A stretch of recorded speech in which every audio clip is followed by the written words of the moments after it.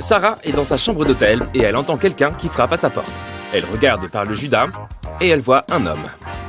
« Désolé de vous déranger. Je suis le manager de l'hôtel, dit-il. Notre base de données a planté et je dois vérifier des informations. » Sarah dit qu'elle revient immédiatement, s'éloigne de la porte et appelle la sécurité de l'hôtel.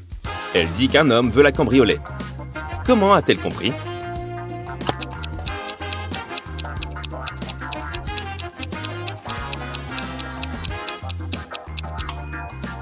Regarde le badge de l'homme.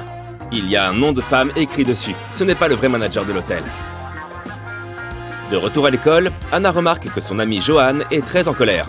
Les cours viennent à peine de commencer et quelqu'un lui a déjà volé son cartable. Joanne est sortie de la classe pour aller aux toilettes. Et c'est à ce moment-là que quelqu'un est entré dans la salle pour lui voler ses affaires. Anna commence sa propre enquête. Jenna, qui fait partie du club de robotique, répond qu'elle était en train de réparer un robot. Kate, la pom-pom girl, avait déjà commencé son entraînement. James dit qu'il a passé 3 heures sur un problème de maths et qu'il est super fatigué. Anna a immédiatement compris qui a volé le sac de Joanne. Est-ce que tu as repéré le coupable ?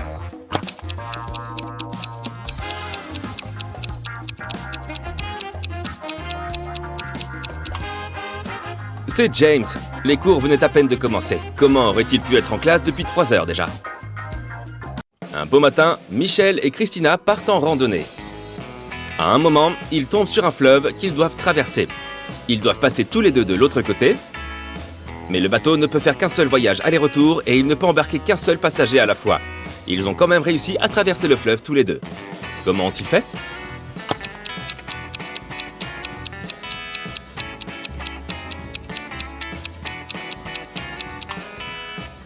Facile. Ils sont partis en randonnée le même jour, mais ils n'étaient pas ensemble. Ils sont arrivés au fleuve au même moment, mais ils étaient sur les quais opposés. Donc, quand le bateau a déposé Christina, il a embarqué Michel. Chacun a traversé le fleuve. À une fête, il y a 9 bonbons dans une boîte. 9 personnes prennent 9 bonbons, mais il reste un bonbon dans la boîte. Comment est-ce possible ?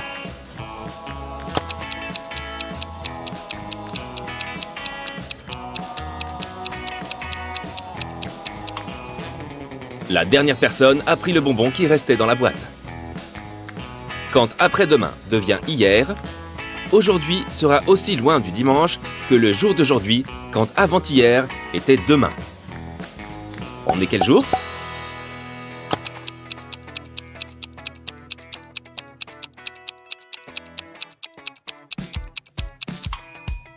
C'est dimanche. Regarde, on parle de mercredi si après-demain devient hier. Et si avant-hier était demain, on parle de jeudi. Jeudi et mercredi sont équidistants de dimanche. Susanna marche dans la rue et croise un chien qui a l'air perdu. Elle le sauve et commence à chercher son maître. Elle entre dans un espace de coworking. Il y a 3 personnes. Susanna repère immédiatement le maître du toutou. Comment a-t-elle compris ?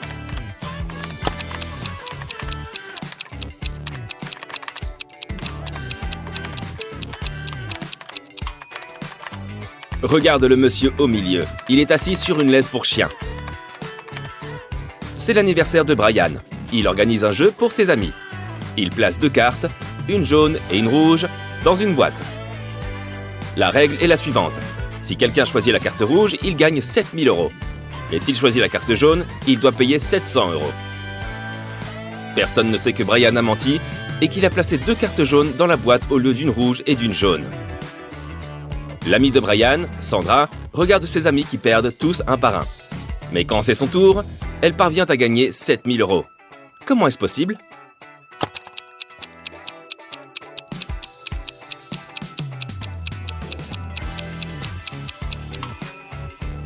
Elle a pris une des 2 cartes jaunes et elle l'a cachée. Elle a ensuite pris l'autre carte, forcément jaune aussi, et l'a montrée à ses amis. Brian a dû affirmer que la première carte qu'elle a prise était rouge. Sinon, il aurait dû révéler la supercherie à ses amis et tout le monde aurait su que c'était un menteur. Bien joué, Sandra. Amy doit s'évader d'une pièce blindée. Pour ce faire, elle doit résoudre une énigme. Il y a 2 cordes dans la pièce. Et la seule information disponible, c'est qu'il faut à chaque corde 1 heure pour brûler.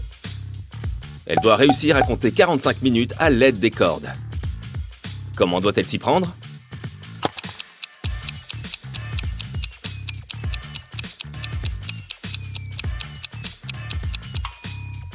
Amy doit allumer les 2 bouts d'une corde et un seul bout de l'autre corde. La première corde va brûler en 30 minutes, elle brûlera 2 fois plus vite puisqu'elle a été allumée par les 2 bouts. Elle devra ensuite allumer le 2e bout de la 2e corde. Elle aura déjà brûlé pendant 30 minutes. Il lui restera encore 30 minutes, mais en allumant le 2e bout, ces 30 minutes deviendront 15 minutes. Voilà, elle a compté 45 minutes. Le 1er janvier, Devon appelle la police pour dénoncer un crime. Il dit qu'il a été à la fête du Nouvel An chez son voisin la veille. Et pendant qu'il n'était pas chez lui, quelqu'un est entré dans sa maison et a volé son ordinateur et autres objets de valeur. Quand la police lui pose la question sur la fête, Devon dit que tout s'est très bien passé. La fête était géniale, la nourriture délicieuse et des guirlandes lumineuses brillaient de 1000 feux. Devon ajoute que son voisin pourrait être le coupable du cambriolage. Il s'est peut-être introduit dans la maison pendant que Devon faisait la fête chez lui. La police veut interroger Tom, le voisin de Devon. Mais dès que Tom ouvre la porte, l'officier comprend tout de suite qu'il n'a rien à voir avec le cambriolage. Comment l'officier a-t-il compris?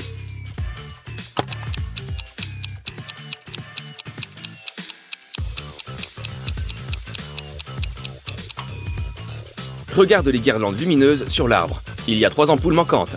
Tom ment quand il dit que ces guirlandes brillaient de 1000 feux. Mathieu part en expédition au pôle Sud. Ça fait plusieurs jours qu'il explore la zone quand une tempête se déchaîne. Pendant qu'il cherche un abri, il tombe sur 2 grottes. Dans la première grotte, il y a un ours polaire affamé. La deuxième grotte est remplie de gaz toxiques. Dans quelle grotte devrait-il se réfugier?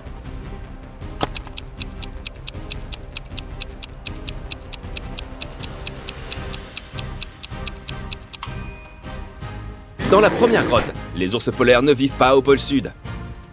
Jerry a un pommier. Le nombre de pommes sur son pommier double toutes les semaines. 30 semaines plus tard, l'arbre est totalement recouvert de fruits. Combien de semaines faut-il pour que l'arbre soit recouvert d'oranges?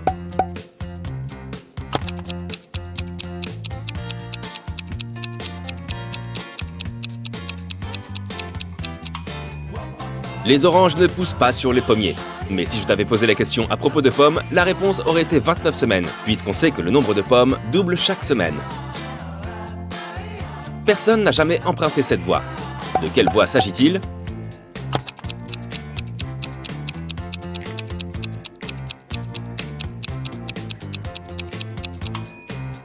De la Voie lactée.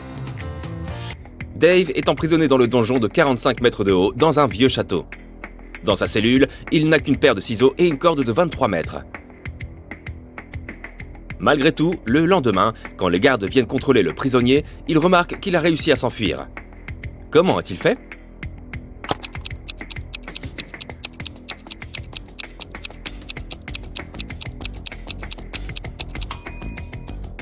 Il a coupé la corde en 2, mais au lieu de la couper à l'horizontale, il l'a coupée à la verticale. Il a ensuite attaché les 2 morceaux entre eux et il est descendu tranquillement. Génial, n'est-ce pas? Aux abords de la ville se trouve une maison hantée. Un groupe d'amis décide de l'explorer la nuit. Dès qu'ils arrivent sur place, l'un des amis, John, refuse d'entrer et essaye de dissuader les autres. Mais il lui rit au nez et entre, en le laissant sur la porte. Plusieurs bruits d'objets cassés se font entendre. Et puis, plus rien. John n'a plus jamais revu ses amis. Comment John a-t-il compris qu'il y avait quelque chose de vraiment dangereux dans cette maison?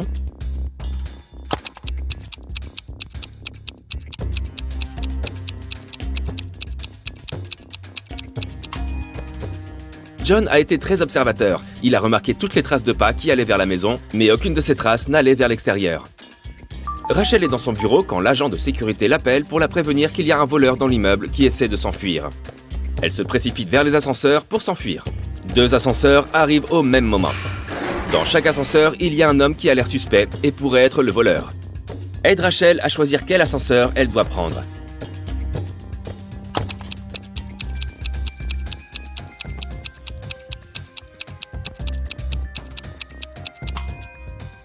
Celui qui monte. Si le voleur est en train de s'enfuir, son ascenseur devrait être en train de descendre. Rachel doit donc prendre l'ascenseur qui monte.